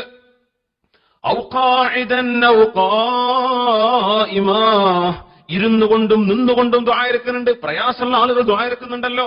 നിസ്കാരം കഴിഞ്ഞ് എഴുന്നേറ്റ് ഓടുന്ന മനുഷ്യന് ഒന്നും ചോദിക്കാനില്ലാത്തത് കൊണ്ടാണ്, അല്ലേ? എന്തെല്ലാം ചോദിക്കാനുണ്ട് അല്ലാഹുവിനോട്. ഇറങ്ങി ഓടുക. ജുമാ കഴിവ് കണ്ടിട്ടില്ലേ? ഒന്നാമത്തെ സഫിൽ തുടങ്ങുന്ന ആൾക്കാർ നീച്ച് നടക്കൽ. ഒരു 5 മിനിറ്റ് നേരം സുബ്ഹാനല്ലാഹി അൽഹംദുലില്ലാഹി അല്ലാഹു അക്ബറും തഹ്ലീലും ദുആയും ചെയ്ത് ഒരു ആയത്തുൽ കുർസി ഓതിയാൽ എത്ര മനോഹരമായി. ഇല്ല, ഒന്നും ചോദിക്കാനില്ല. ഇതേ മനുഷ്യരെ അള്ളാഹു രോഗം കൊണ്ട് കടത്തിക്കഴിഞ്ഞാൽ അവന്റെ രോഗശയ്യയിൽ കിടന്നുകൊണ്ട് ദാനാലി ജംബിഹി, ഇരിക്കാൻ വയ്യ, കിടക്കാനേ കഴിയൂ. ആ കിടപ്പറയിൽ കിടന്നുകൊണ്ടവൻ ദുആ ഇറക്കുന്നുണ്ട് അള്ളാഹുവിനോട്. കിടക്കാൻ പറ്റാത്തവൻ ഇരിക്കുന്നവൻ, ഔ ഖായിദൻ ഇരുന്നുകൊണ്ട്, ഇതിനൊന്നിനും പറ്റാത്തവൻ ഔ ഖായിമാ നിന്നുകൊണ്ടും ദുആ ഇറക്കുന്നുണ്ട്. രോഗം വരുമ്പോൾ ദുആ ഇറക്കുന്നില്ലേ? നന്നായിട്ട് ദുആ ഇറക്കുന്നവർ എങ്ങനെയാണ്? പരിശുദ്ധ ഖുർആൻ തന്നെ മറ്റൊരിടത്ത് പറയുന്നുണ്ട്, അല്ലാഹു ഒരു മനുഷ്യന് പ്രയാസം കൊടുത്താൽ ഫഇദാ ഹുവ ദു ദുആഇൻ അരീദ്, ഒരുപാട് ദുആ ഇറക്കും, കുറേ ദുആ ഇറക്കും. പ്രയാസം അല്ലാഹു നീക്കി കൊടുത്താലോ പിന്നെ അവരെ ദുആ ഇറക്കാനും കിട്ടൂല, ദിക്റിനുമില്ല, സ്വലാത്തിനുമില്ല, പിന്നെ അവരെ കാണുന്നില്ല. നിനക്ക് വരുന്നവർ പ്രയാസമുള്ളവർ ഇത് കഴിഞ്ഞാൽ പിന്നെ തിരിച്ചു പോകും. അല്ലാഹു പറയാം, ഇങ്ങനെ കടന്നിട്ടും ഇരുന്നിട്ടും നിന്നിട്ടൊക്കെ ദുആയിരുന്നിരുന്ന രോഗികൾക്ക് അല്ലാഹു രോഗം ഫലമ്മാ കശഫ്നാ അൻഹു ദുർറഹ്, അവന്റെ പ്രയാസം നമ്മളങ്ങ് നീക്കി കൊടുത്തപ്പോ മർറക അല്ലം യദ്ഉനാ ഇലാ ദുർരിൻ മസ്സ, അവന് വന്നിരുന്ന ഒരു പ്രയാസത്തിന് അല്ലാഹുവിനോട് ഇവൻ ദുആയിരുന്നിരുന്നു എന്നുപോലും ഓർമ്മയില്ലാത്ത രീതിയിൽ അവൻ ജീവിക്കുന്നത് കണ്ടിട്ടില്ലേ? എത്ര ആളുകൾ അങ്ങനെയുണ്ട്. രോഗശയിൽ നിന്ന്, മരണത്തിൽ നിന്ന് മുമ്പോട്ട് വന്ന എത്ര ആളുകളുണ്ട് ദുനിയാവിൽ? എത്ര ആളുകൾ മരണം മുന്നിൽ കണ്ടവരാണ്, പക്ഷേ അള്ളാഹു അവർക്ക് ശിഫ കൊടുത്തു. ഒരു ഓപ്പറേഷൻ വഴിയായിരിക്കാം, ഏതെങ്കിലും ഒരു അത്ഭുതത്തോടുകൂടെ ആയിരിക്കാം. ജയിലിൽ വധശിക്ഷയ്ക്ക് വിധിക്കപ്പെട്ട ആളുകൾ, പാവപ്പെട്ട സ്വന്തം കുടുംബത്തിലെ ഭാര്യയും മക്കളും കുടുംബവും താണുകയും അള്ളാഹുവിനോട് ദുആയിരുന്നിട്ട് മോചനം കിട്ടി തിരിച്ചു വരുമ്പോ എല്ലാം മറന്ന് തോന്നിവാസത്തിൽ ജീവിക്കുന്ന എത്ര ആളുകളുണ്ട്? എത്ര ആളുകളുണ്ട് അങ്ങനെ? അള്ളാഹു തആല പറയാൻ, ഇത് മനുഷ്യനിൽ ഇങ്ങനെ ഒരു ദൗർബല്യമുണ്ട്, ഇത് മനുഷ്യൻ അറിയണം. അള്ളാഹുവിന്റെ റഹ്മത്ത് അള്ളാഹുവിന്റെ പിടിച്ചു വെച്ചാൽ ഒന്നും നിന്നെ കൊണ്ട് ചെയ്യാൻ കഴിയില്ല. ഒന്നും, we are helpless, totally helpless. നമുക്കൊന്നും ചെയ്യാൻ പറ്റൂല. ഒരു ഡോക്ടർക്കും ചെയ്യാൻ കഴിയും. എന്തെല്ലാം രോഗങ്ങൾ സംഭവിക്കുന്നു. സൗദി അറേബ്യയുടെ ക്രൗൺ പ്രിൻസ് മരിച്ചില്ലേ? പൈസ കൊണ്ടോ സമ്പാദ്യം കൊണ്ടോ രോഗം തിരിച്ചു പിടിക്കാനോ സുഖപ്പെടുത്താനോ കഴിയുമെങ്കിൽ അവരത് ചെയ്യുമായിരുന്നില്ലേ? പൈസ കൊണ്ട് ചെയ്യാൻ പറ്റും എന്തെങ്കിലും? കഴിയില്ല. എത്ര വലിയ മുതലാളിയാണെങ്കിലും അള്ളാഹു ശിഫ വിധിച്ചിട്ടില്ലെങ്കിൽ ഒന്നും ചെയ്യാൻ പറ്റില്ല. വിധിക്കണ കീഴടങ്ങുക തന്നെ വേണം. മനുഷ്യൻ അങ്ങനെയാണ്. അള്ളാഹു തആല അങ്ങനെ ചെയ്തിട്ട് എന്തുകൊണ്ടവർ അള്ളാഹുലേക്ക് തിരിച്ചു വന്നില്ലെന്ന് മാത്രമല്ല, ലലജ്ജൂ ഫീ തുഗ്യാനിഹിം യഅമഹൂൻ, അവരവരുടെ തിന്മയിൽ തന്നെ കഴിഞ്ഞുകൂടുകയാണല്ലോ. ഇവിടെ ഇതിന് സമാനമായ ഒരു ആയത്ത് അല്ലാഹു തആല സൂറത്തുൽ ഖസസിൽ ഖാറൂനിനെ സംബന്ധിച്ച് പറഞ്ഞിട്ടുണ്ട്. ഖാറൂൻ എന്ന മനുഷ്യൻ മഹാനായ മൂസ നബി അലൈഹിസ്സലാമിന്റെയും ഹാറൂൻ അലൈഹിസ്സലാമിന്റെയും കാലക്കാരനാണ്. രണ്ട് ഖാഫുള്ള പേരുകൾ സൂക്ഷിക്കണം, അത് രണ്ടും മോശമായിരുന്നു. ഖാഫ് ഖാ എന്ന സൗണ്ട് വരുന്ന രണ്ടെണ്ണം ഒരുപോലെ. ഹാറൂൻ ഖാറൂൻ. ഇതിൽ ഹാറൂൻ അലൈഹിസ്സലാം നബിയാണ്, ഖാറൂൻ കാഫിറായി മരിച്ച ആളാണ്. ഹാബീലുമുണ്ട് ഖാബീലുമുണ്ട്. ഖാബീലാണ് വധിച്ചവൻ, ഖാബീലു ഖാതിൽ വൽ ഹാബീലു ഹാലിക്. ഖാബീൽ ഈസ് ദ കില്ലർ. കെയും ഖായും ചേർത്ത് വെച്ച ലിങ്ക് ചെയ്താൽ മതി. പിന്നെ മറ്റേ ആള് ഏതായാലും കൊലപാതകി അല്ലല്ലോ, കൊല്ലപ്പെട്ട ആളാണ് ഹാബീൽ. ഖാബീൽ കില്ലറാണ്. എന്നതുപോലെ ഖാറൂൻ മോശക്കാരനാണ്. ഖാറൂന്റെ കുഴപ്പമെന്തായിരുന്നു? മൂസ അലൈഹിസ്സലാമിനോട് വന്ന് പറഞ്ഞു, മൂസ നബിയെ, ഒരു മുതലുമില്ലാത്ത പാവമാണ് ഞാൻ, എനിക്ക് അല്ലാഹുവിനോട് മുതൽ തരാൻ വേണ്ടി ഒന്ന് ദ്വാരക്കി മൂസ നബിയെ. മൂസ അലൈഹിസ്സലാമിനോട് പല സന്ദർഭങ്ങളിൽ അവർ ദ്വാരക്ക. ഫിർഔന് വരെ ആവശ്യപ്പെട്ടിട്ടുണ്ടല്ലോ. അവിടെ ക്ഷാമം വന്നപ്പോ, മൂസ നിങ്ങൾ അള്ളാഹുവിന്റെ അടുത്ത ആളാണെന്ന് പറയണില്ലേ, ഞങ്ങൾക്ക് ഇവിടെ ദ്വാരം തരി, ഈ പ്രയാസം അള്ളാഹു നീക്കി തരട്ടെ. ദ്വാരന്ന് കൊടുത്തിട്ടുണ്ട്, നീക്കി കൊടുത്തു. പിന്നെയും ദുൽമ ചെയ്തപ്പോൾ അള്ളാഹു തിരിച്ചു കൊണ്ടുവന്നു. ഖാറൂൻ പറഞ്ഞു, എനിക്ക് സമ്പത്തുണ്ടാകാൻ ദ്വാരക്കൂ മൂസ നബിയെ. ദ്വാരുന്നു. മലനിറയെ അവൻ ഖാറൂനിന്റെ ആടുമാട് ഒട്ടകങ്ങൾ മേഞ്ഞു നടക്കുമ്പോ സകാത്ത് പിരിക്കാൻ വേണ്ടി ആള് വന്നു. തരില്ല എന്ന് പറഞ്ഞു. എന്താ ഇയാൾ പറഞ്ഞെന്നറിയോ? ഇന്നമാ ഊതീതുഹു അലാ ഇൽമിൻ ഇൻദീ. ഇത് ഞാൻ എന്റെ സാമർത്ഥ്യം കൊണ്ട് ഉണ്ടാക്കിയതാണല്ലോ. നമ്മളൊക്കെ പറയില്ലേ അങ്ങനെ? ഗൾഫിലേക്ക് വരുമ്പോഴൊക്കെ നമുക്കൊക്കെ നല്ല ഉദാഹരണമാണ്. എന്തെങ്കിലും ഒരു വിസ ഉണ്ടെങ്കിൽ പറഞ്ഞാൽ മതിട്ടോ, അത് മരുഭൂമിയിൽ ആട് മേക്കലാണെങ്കിൽ ഞാൻ വന്നോളാന്ന് പറയും നാട്ടിൽ നിന്ന്. അതൊന്നും വിശ്വസിച്ചാലും കൊണ്ടുവരുന്നിട്ടോ. ഇവിടെ എത്തിയാൽ പറയും കുഴപ്പമില്ലാത്തൊരു ശമ്പളമൊക്കെ ആണെങ്കിൽ അൽഹംദുലില്ലാ റാഹത്ത് തന്നെയാണ്. പിന്നെ കുറെ കാലം ഇങ്ങനെ കഴിയുമ്പോ ഇങ്ങനെ പഴയ കഥകളൊക്കെ ഇങ്ങനെ ചേർത്ത് പറയും. അതാരും പറയരുത് എന്നാണ് കേട്ടോ. എങ്ങാനും ഒരുത്തം പറഞ്ഞാൽ തന്നെ പറയും, എന്നെപ്പോ അമ്മാവൻ കൊണ്ടെന്നെങ്കിലും മൂത്താപ്പ എളാപ്പ ജ്യേഷ്ഠനോ കൊണ്ടെന്നാലും ഇപ്പൊ എന്താ, ഞാൻ പഠിച്ച ആളല്ലേ. നിങ്ങളിപ്പോ ഗഫ്റ്റീരിയ ജോലി ചെയ്യുന്നതും ഞാനിപ്പോ എഞ്ചിനീയർ ആകുന്നവർ എന്താ, ഞാൻ പഠിച്ചതുകൊണ്ടല്ലേ. ഇന്നമാ ഊതീതുഹു അലാ ഇൽമിൻ. അല്ല, എത്രയോ ആളുകളുടെ കൽബിൽ അല്ലാഹു റഹ്മത്തിട്ട് കൊടുത്തപ്പോഴാണ് ഇങ്ങോട്ട് വരാൻ അവസരം ഉണ്ടായതും ഒരു ഇന്റർവ്യൂ പാസ്സാവാൻ കഴിഞ്ഞതും ജോലി കിട്ടിയതും ശമ്പളം കിട്ടുന്നതും ഒക്കെ എത്രയോ ആളുകളുടെ കൽബിൽ അല്ലാഹു റഹ്മത്തിട്ട് കൊടുത്തതുകൊണ്ടാണ്. അല്ലെങ്കിൽ അവിടെ നിന്ന് പുറത്താവൂലേ, ടെർമിനേഷൻ നടക്കൂലേ. ഇന്നമാ ഊതീതുഹു അലാ ഇൽമിൻ. മനുഷ്യ ഇത് എന്റെ ടാലന്റ് കൊണ്ട് കിട്ടിയതാണ്. എന്ത് ടാലന്റാണ് മനുഷ്യനുള്ളത്? അല്ലാഹുവിന്റെ മഹലായ റഹ്മത്തല്ലാതെ എന്താണുള്ളത്? അങ്ങനെയാണെങ്കിൽ ഇവിടെ ബുദ്ധിമാനികളാരും അന്നം കിട്ടാതെ നടക്കാൻ പാടില്ല. അത് അങ്ങനെയല്ലല്ലോ. എത്രയോ ബുദ്ധിയുള്ള ആളുകൾ ഒന്നും കിട്ടാതെ നടക്കുന്നുണ്ടെന്നാണ് ആ കവിത ചൊല്ലി. എന്തൊരു മനോഹരമായ കവിത. كم عاقل عاقل نعيت مذاهبه وجاهل جاهل تلقاه مرزوقا هذا الذي ترك اللوهام حائرة وصير العالم النحرير زنديقا. എത്ര ബുദ്ധിമാനികളുണ്ട് ഇവിടെ. ഖാറൂൻ പറഞ്ഞു, ഇന്നമാ ഊതീതുഹു അലാ ഇൽമിൻ ഇൻദി.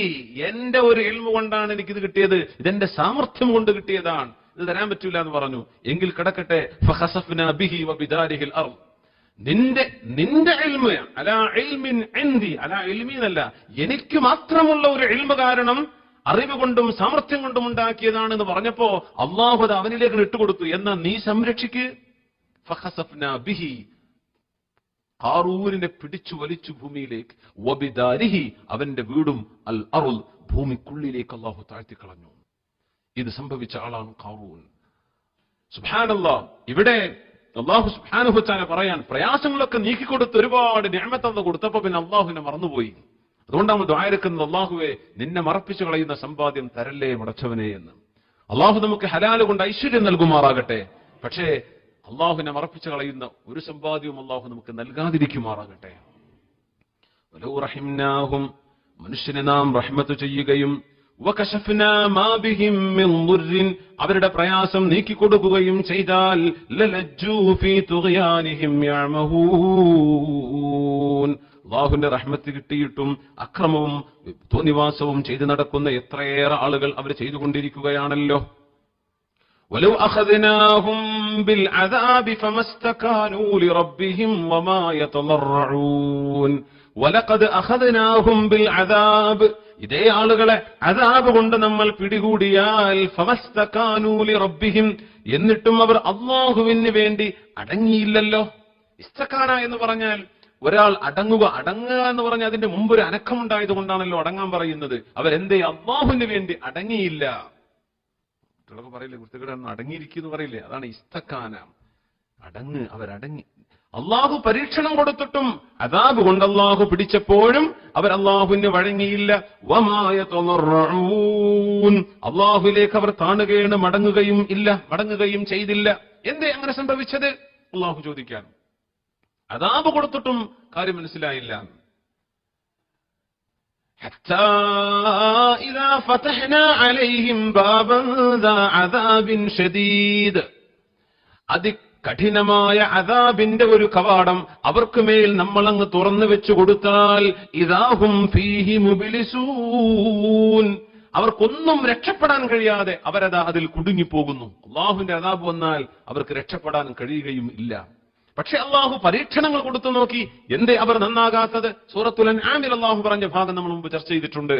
അള്ളാഹു തആല നിഅമത്ത് കൊടുക്കുന്നത്, അനുഗ്രഹം കൊടുക്കുന്നത് നന്നാകാൻ വേണ്ടിയാണ്, നന്നായി വരാൻ വേണ്ടിയാണ്. പരീക്ഷണങ്ങൾ കൊടുത്തു നോക്കും, നന്നാവൂല എന്ന് കണ്ടാൽ ചിലപ്പോൾ അള്ളാഹു തആല സുഖങ്ങളുടെ കവാടങ്ങൾ തുറന്നു കൊടുക്കും. എന്നിട്ടും തിരിച്ചു വരുന്നില്ലെന്ന് കണ്ടാൽ അള്ളാഹു തആല പിടിച്ച് ശിക്ഷിക്കും. ഇങ്ങനെയാണ്. ഇദാഹും ഫീഹി മുബ്ലിസൂൻ, അദാബിന്റെ കവാടം അള്ളാഹു തുറന്നു വെക്കുകയാണ്. ഈ ആയത്തിറങ്ങാനുണ്ടായ പശ്ചാത്തലം രണ്ട് കാരണങ്ങളാണെന്ന് മഹാനായ ഇബ്നു അബ്ബാസ് റളിയല്ലാഹു അൻഹുമാ രേഖപ്പെടുത്തിയിട്ടുണ്ട്. ഇമാം ഖുർത്തുബി റളിയല്ലാഹു അൻഹു അവിടുത്തെ ജാമിഉ അഹ്കാമിൽ ഖുർആൻ അവിടുത്തെ തഫ്സീറിൽ രേഖപ്പെടുത്തിയിട്ടുണ്ട്. അതായത് സുമാമത്ത് ബിൻ ഉസാൽ എന്ന് പറയുന്ന ഒരു സ്വഹാബി റളിയല്ലാഹു അൻഹു, അദ്ദേഹം യമാമയിലെ മുതിർന്ന ഗോത്രത്തലവനാണ്. അദ്ദേഹത്തിന്റെ സംഭവവുമായി ബന്ധപ്പെടുത്തിയിട്ടാണ് ഈ ആയത്തിറങ്ങിയത്. ആ സംഭവത്തിന്റെ ആദ്യ ഭാഗം ഇങ്ങനെയാണ്. സുമാമത്ത് ബിൻ ഉസാൽ എന്നവരെ സ്വഹാബികൾ യുദ്ധത്തിലെ തടവുപുള്ളികളായി കൊണ്ടുവരുന്ന പോലെ പിടിച്ചുകൊണ്ടുവന്നു. മദീനയിലെ ഒരു മദീന പള്ളിയുടെ തൂണിൽ കാലിൽ കെട്ടിവെച്ച് അവരെ ബന്ധിയാക്കി. റസൂലുള്ളാഹി സ്വല്ലല്ലാഹു അലൈഹി വസല്ലം വന്ന് കണ്ടു നോക്കുമ്പോ കാലിൽ കയറുകൊണ്ട് ബന്ധിതരായി. യമാമയിലെ ഗോത്രത്തലവൻ, അദ്ദേഹം ഇസ്ലാമിനെതിരെ യുദ്ധം പ്രഖ്യാപിച്ച ആളായിരുന്നു. അദ്ദേഹത്തെ പിടിച്ചുകൊണ്ടുവന്നതാണ്. ഒരു യുദ്ധത്തിൽ, ഒരു സംഘടനത്തിൽ അങ്ങനെ പിടിച്ചുകൊണ്ടുവന്ന് നബിയുടെ മുമ്പിൽ ഹാജരാക്കിയതാണ്. ഓടിപ്പോവാതിരിക്കാൻ വേണ്ടി കയറിൽ ബന്ധിതരാക്കിയിട്ട് തങ്ങൾ പറഞ്ഞു, അദ്ദേഹത്തിന്റെ കയറുകൾ അഴിച്ചുവിടൂ എന്ന് പറഞ്ഞു. സുമാമത്ത് ബിൻ ഉസാൽ മദീന പള്ളിയുടെ ഒരു ചെരുവിലിരുന്നു. നബി തങ്ങളുടെ നിരീക്ഷണത്തിൽ അദ്ദേഹത്തോട് നിൽക്കാൻ വേണ്ടി പറഞ്ഞു. തങ്ങൾ അങ്ങനെ നിന്നു. ഒരു ദിവസം കഴിഞ്ഞു. നബിയും സ്വഹാബത്തും ജീവിക്കുന്ന ജീവിതം കണ്ടു. ചോദിച്ചു, സുമാമത്ത് ബിൻ ഉസാൽ, മനസ്സിലെന്തെങ്കിലും മാറ്റമുണ്ടോ? ദീനിലേക്ക് വരാൻ തോന്നുന്നുണ്ടോ? ഇല്ല എന്ന് പറഞ്ഞു. രണ്ടാമത്തെ ദിവസം തങ്ങളുടെയും സ്വഹാബത്തിന്റെയും ജീവിതം അങ്ങനെ ശരിക്ക് കാണാൻ ചോദിച്ചു, സുമാമ, വല്ല മാറ്റവും തോന്നുന്നുണ്ടോ? എനിക്കൊരു മാറ്റമില്ല എന്ന് പറഞ്ഞു. ഞാൻ എന്റെ പഴയ ദീനിൽ തന്നെയാണ്. ശരി. മൂന്നാം ദിവസം ഹബീബായ തങ്ങളുടെ ജീവിതങ്ങൾ ലൈവായിട്ട് കാണില്ലേ? നബി തങ്ങൾ ആരാണെന്ന് കണ്ണിൽ കാണാൻ തങ്ങൾ ചോദിച്ചു, സുമാമ, വല്ല മാറ്റവും മനസ്സിൽ തോന്നുന്നുണ്ടോ? ഇല്ല, എനിക്കൊരു മാറ്റമില്ല. തങ്ങൾ പറഞ്ഞു, എന്നാ നിങ്ങൾ പോയിക്കോളൂ എന്ന് പറഞ്ഞു. എന്താണ് നബി തങ്ങളുടെ സ്ട്രാറ്റജി എന്ന് നമ്മൾ ഇതൊന്ന് മനസ്സിലാക്കണം. എന്താണ് തങ്ങൾ, എങ്ങനെയാണ് ഒരു മനുഷ്യന് ഡീൽ ചെയ്യുന്നത്? ഇദ്ദേഹം ഒരു ഗോത്രത്തലവനാണ്. 3 ദിവസം നിർത്തി, ഭക്ഷണം കൊടുത്തു, താമസം കൊടുത്തു, എല്ലാം കൊടുത്തു. മാറ്റമല്ല, ഒരു മാറ്റവും ഇല്ല എന്ന് പറഞ്ഞു. പൊയ്ക്കോന്ന് പറഞ്ഞു. സുമാമത്ത് ബിൻ ഉസാൽ പിന്നെ റളിയല്ലാഹു അൻഹുവായി മാറുന്ന കഥ ഇങ്ങനെയാണ്. കുറച്ചു നേരം അങ്ങോട്ട് നടന്നുപോയി. അവിടെ ഒരു കുളമുണ്ട്. അവിടെ ചെന്ന് കുളിച്ചു വൃത്തിയായി ഹബീബിന്റെ മുമ്പിലേക്ക് ഓടി വന്ന് ഈ സുമാമത്ത് ബിൻ ഉസാൽ റളിയല്ലാഹു അൻഹു ആകാൻ പോകുന്ന മഹാൻ പറഞ്ഞു, നബിയേ, അങ്ങയുടെ കൂടെ ആദ്യ ഒരു ദിവസം ഞാൻ പൂർത്തിയാക്കിയപ്പോഴേക്കും എന്റെ മനസ്സിൽ മാറ്റം വന്നിട്ടുണ്ട്. പക്ഷെ അത് സമ്മതിക്കാൻ എനിക്ക് തോന്നിയില്ല. 2ാം ദിവസമായപ്പോൾ മാറണമെന്ന് അത്യാഗ്രഹം തോന്നിയിട്ടുണ്ട്. അപ്പോഴും എന്റെ അഭിമാന ബോധം കൊണ്ട് ഞാനത് പറയാൻ തയ്യാറായില്ല നബിയെ. 3ാമത്തെ ദിവസവും കഴിഞ്ഞപ്പോഴും ഞാൻ അത് തന്നെ പറഞ്ഞു. സത്യത്തിൽ എന്റെ മനസ്സ് മാറിയിട്ടുണ്ട്. അങ്ങനെ സ്വീകരിക്കണം. അഷ്ഹദു അല്ലാ ഇലാഹ ഇല്ലല്ലാഹ് വ അഷ്ഹദു അന്നക റസൂലുള്ളാഹ്. യമാമയുടെ മുഴുവൻ കച്ചവടവും പോകുന്നത് സുമാമത്ത് ബിൻ ഉസാൽ എന്നവരുടെ കൈകളിലൂടെയാണ്.